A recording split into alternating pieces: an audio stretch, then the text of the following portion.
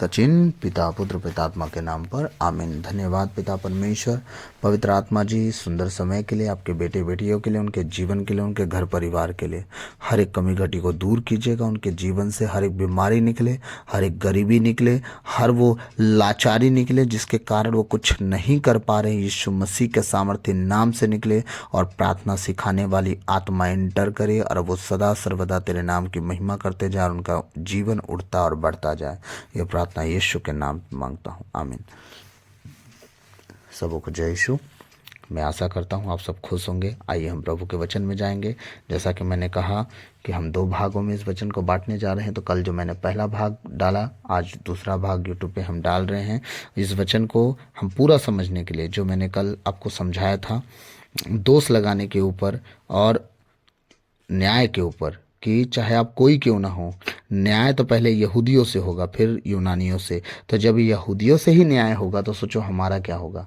तो इस वचन को समझते हुए हम आगे बढ़ेंगे। तो मैं 12 वचन से 16 आज हम कोट करेंगे, लेकिन मैं 10-11 ही पढ़ देता हूँ ताकि कल का वचन रिवीजन हो जाए, ठीक है। और भलाई करने वाले प्रत्येक मनुष्य के को पहले यहूदी और फिर यूनानी को महिमा, सम्मान और शांति मिलेगी। चाहे वो कोई हो, पहले यहूदी से ही गिनती होगी। बुराई करने पे भी उनका दंड भी बुराई से यहूदियों का ही शुरुआत होगा और भलाई से भी यहूदियों का शुरुआत होगा। और 11 वचन क्या कहता है? क्योंकि ईश्वर किसी के साथ पक्षपात नहीं करता, किसी के साथ पक्षपात नहीं करता। वो चाहे कोई भी क्यों ना हो, वो किसी के साथ पक्षपात नहीं करता, वो सबका न्याय करता है, चाहे वो कोई हो। लेकिन न्याय पहले उस जाति से करेगा जिसको वो चुना है। तो याद रखिएगा, अगर घर के नौकर चाकर गलती कर रहे हैं तो पहले देखेगा गलती का शुरुआत हुआ कहाँ से। तो जिसके अंडर में है वो उनका न्याय लेगा। तो न्याय में कौन है? बेटा। बेटा तो पाक साफ है। तो याद रखिएगा, सब तरफ से न्याय उन्हीं का होगा जो उसके पहले चुने हुए हैं। बाद में चर्चा होगी प्रजा की। 12 वचन से हम देखेंगे आज का हमारा जो वचन है दूसरे भाग का। जो संहिता के अधीन नहीं थे, यदि उन्होंने पाप किया। देखिएगा, अभी ये वचन बहुत समझने वाली बात है कि पहले यहूदी का न्याय होगा फिर यूनानी का। आज हम वचन देखेंगे किसके लिए? जो यहूदी हैं, जो धर्म को मानते हैं, जो बाइबल को मानते हैं, इजरायली हैं, ईसाई हैं, सबके विषय में बात हो रही है। और जो नहीं मानते उनके विषय में बात हो रही है। कहते हैं ना कि जो भाई यीशु मसीह को नहीं जानते ही नहीं है, उनका क्या होगा बताता हूँ मैं। जो संहिता के अधीन नहीं थे, यदि उन्होंने पाप किया होगा तो वे बिना संहिता के नष्ट हो जाएंगे। सुन लीजिए, जिन्होंने जो संहिता को जानते ही नहीं क्या है संहिता, और उन्होंने पाप किया। परमेश्वर का वचन कह रहा है वो संहिता को नहीं जानते और बिना संहिता के उन्होंने पाप किया। तो याद रखना, बिना संहिता के न्याय भी होगा, कुछ नहीं, डायरेक्ट इनकाउंटर था, ठीक है। और जो संहिता को, अब देखिएगा आगे क्या कह रहा है परमेश्वर, तो वे बिना संहिता के नष्ट हो जाएंगे, और जिन्होंने संहिता के अधीन रहकर पाप किया होगा उनका संहिता के अनुसार न्याय किया जाएगा। याद रखिएगा, जितने लोग वचन जानते हैं, पुराना विधान जितने लोग जानते हैं, नया विधान, उन सब का दोनों विधान से न्याय किया जाएगा। पौलुस की पत्री को खुली जाएगी, आप पेत्रुस का पत्र लिया जाएगा, सबका पत्र खोला जाएगा और बोला जाएगा कि ये सब तो आत्मा के द्वारा लिखे थे ना पत्र। बच्चों, तो तुम लोगों ने 2024-25 में मरने से पहले, 27, 28, 30 में मरने से पहले, 40 में मरने से पहले, 2050 में मरने से पहले वचन नहीं पढ़ा था क्या? पढ़ा था ना, कैसे नहीं करना। तो ये सब मेरी आत्मा की प्रेरणा से होकर पत्र लिखे गए हैं, चाहे पौलुस लिखा हो, चाहे वो कोई लिखा हो। याद रखना, उसका न्याय तो आत्मा के अनुसार वो पत्र लिखा है। तो अब इस पत्र के अनुसार जब तुमने सब कुछ सुना तो क्यों नहीं किया? और नहीं किए तो उसका सजा तो तुम्हें भोगना पड़ेगा। अब पुराने विधान के लोगों की बात की जाए, पुराने विधान में भी संहिता उन्हें दी गई थी। जब तक नहीं दी गई थी, याद रखना, परमेश्वर न्याय करता था। मूसा से कहता था मैं इन्हें मारूंगा, अलग कर दे, अलग कर देते थे, जो भी होता था, ठीक है। और जब संहिता आई तो संहिता के अनुसार उनका न्याय होना शुरू हो गया। तो जो संहिता नहीं जानते थे, गैर जाति के लोग जो भी रहे होंगे, याद रखिएगा, सब विपत्ति में पड़ते थे, सब मरते थे, कुछ न कुछ बहाने से, कुछ न कुछ कारण से परमेश्वर का कहर पड़ता था। एलिया के दिनों में भूलिएगा मत, एलियस नबी ने कहा पानी ना बरसे, पानी नहीं बरसा, कितने लोग मरे होंगे अकाल में। दुनिया में न जाने कितनी विधवाएं रही होंगी, लेकिन वो कहाँ गया? उस विधवा के पास गया जो सारपत में रहती थी। हालेलुया, नाम कुछ भी हो, ऐसे ही कुछ है, ठीक है, गाँव का नाम।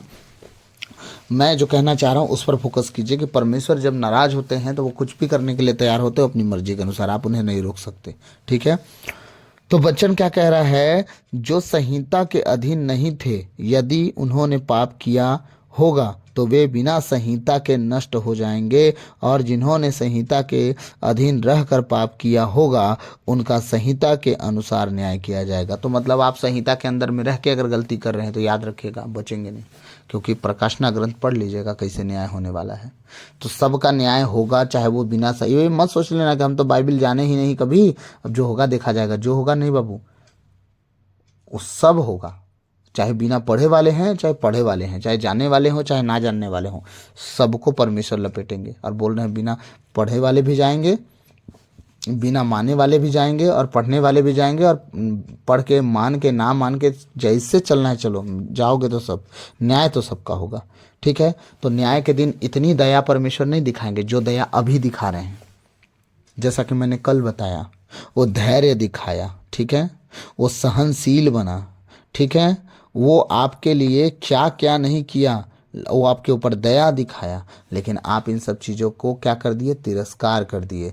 तो न्याय के दिन आशा मत कीजिएगा कि वो आपको बहुत अच्छे से संवारेगा, गोदी में बिठा के सहलाएगा। नहीं नहीं नहीं, उस दिन नहीं सहलाएगा, क्योंकि उसने कह दिया था मैं इस बार अपनी जान तुम्हारे लिए देने आया हूँ ताकि सबको जीत लूँ, सबका पाप मिटा दूँ, अगले बार न्याय करने आऊँगा। वो कौन है, यीशु मसीह। वो न्याय करने आएंगे, उस दिन किसी को नहीं बख्शेंगे। इसलिए मैं डरा नहीं रहा हूँ, मैं आप सबसे विनती कर रहा हूँ, अपनी गलतियों को छोड़ दो, प्रभु के रास्ते पे आ जाओ। प्रभु जो कहते हैं वचन आप पढ़ो, उसे सुनो और उसके अनुसार चलना शुरू कर दो, सब सेट है। मैं सच कह रहा हूँ, कुछ नहीं बिगड़ेगा, कोई डराने धमकाने की बात नहीं है। जो सही चल रहा है आज का वचन उसके लिए है ही नहीं, लेकिन जो सही नहीं चल रहा है, गलती पे गलती रोज कर रहा है, सहनशीलता उसकी इतनी ज़्यादा है, जब तक जीवित हो तब तक। अगर कहीं बिना माफ़ी मांगे मर गए ना, मैं सच कहता हूँ कहानी ख़त्म। कितने जानते हैं क्या वो अमर है? नहीं ना।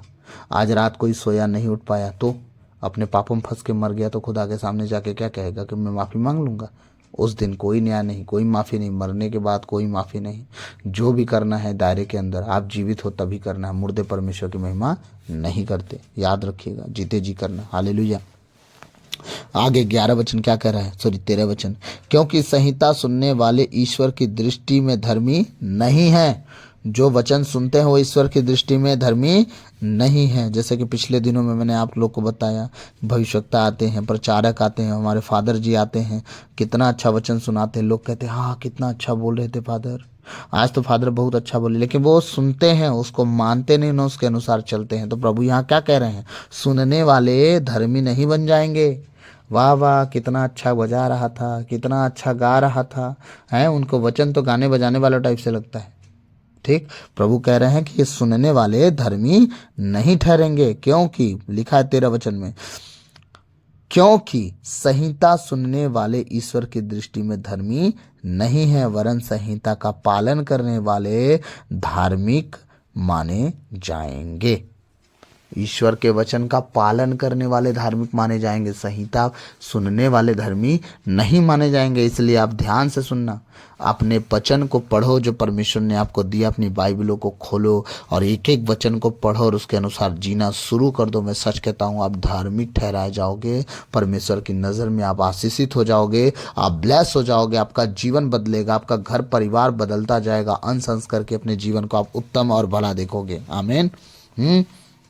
14 वचन क्या कह रहे हैं, जब गैर यहूदी जिन्हें संहिता नहीं मिली अपने आप उसकी आज्ञाओं का पालन करते हैं, तो वे संहिता के बाहर रहते हुए भी स्वयं अपने लिए संहिता हैं। क्या कह रहा है प्रभु वचन, बहुत ध्यान से सुनिएगा। मैंने जैसे कि पहले बताया था, पहले किसका न्याय होगा, यहूदी का, फिर यूनानी का, गैर जातियों का। ठीक है, अब प्रभु का वचन क्या कह रहा है कि अगर 14 वचन ध्यान से सुनिएगा, जब गैर यहूदी, गैर जाति के लोग, ठीक है, जिन्हें संहिता नहीं मिली, जो बाइबल कभी नहीं पढ़े, उन्हें पुराना विधान नया विधान का कुछ नहीं पता, यीशु मसीह के बारे में कुछ नहीं पता, प्रभु का कहना यह है कि जब गैर यहूदी जिन्हें संहिता नहीं मिली अपने आप उसकी आज्ञाओं का पालन करते हैं, अपने आप क्या करके, भलाई करके, भूखों को भोजन खिला के, नंगे हैं उन्हें कपड़ा खिला पहना कर,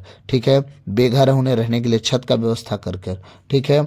और जो भी उनसे करते बन रहा है अगर वो कर ले रहे हैं, याद रखिएगा वो गैर जाति जिन्हें संहिता नहीं मिली अपने आप उसकी आज्ञाओं का पालन करते हैं, तो वे संहिता के बाहर रहते हुए भी स्वयं अपने लिए संहिता है, अपने आप में वो खुद एक संहिता है, एक व्यवस्था है, एक विधान है। वो कैसे? उन्होंने नहीं सुना कि क्या नहीं करना और क्या करना है, फिर भी जो करना है अपने आप करे जा रहे हैं। वो कहते क्या हैं? हम बुराई करेंगे तो ऊपर वाला हमें देख रहा है, हम चोरी करेंगे ऊपर वाला देख रहा है, एक दिन सबका न्याय होगा। वो आपस में कहते हैं खुदा से तो डरो, वो भी जानते हैं कि कोई ना कोई है जो ऊपर बैठा है, उससे डरने की वो सलाह सबको देखते हैं। जो धर्मी हैं, जो गैर जाति के लोग हैं, हमारे घर वाले कहते हैं जब हम लोग कभी छोटे थे तो हम लोग किसी बात पे भड़क जाते थे तो अपने पापा से बोलते थे कि हम ऐसा करेंगे उसके साथ, हम उसके मारेंगे उसको धर के। पापा बोलते थे कुछ मत करो, ऊपर वाला सबका न्याय करेगा, ठीक है, ऐसा ना करो, ऊपर वाले से डरो। अगर तुम लोग अगर किसी को घात करोगे तो कल के दिन तुम्हारा नुकसान होगा। मतलब वो गलती से भी गलती ना करने की सलाह हमें सदा दी, हम बदमाशी करते रहे, ठीक है, समझिएगा। तो परमेश्वर कह रहे हैं कि अगर जो संहिता को नहीं जानता और संहिता के अनुसार जीने वाला व्यक्ति है, वो संहिता ना जानने के बाद भी अपने आप में खुद संहिता है, कि ऊपर वाले का डर रख के वो जी रहा है, वो अपने आप में संहिता है। वो ऐसा कहना चाह रहे हैं, ठीक है।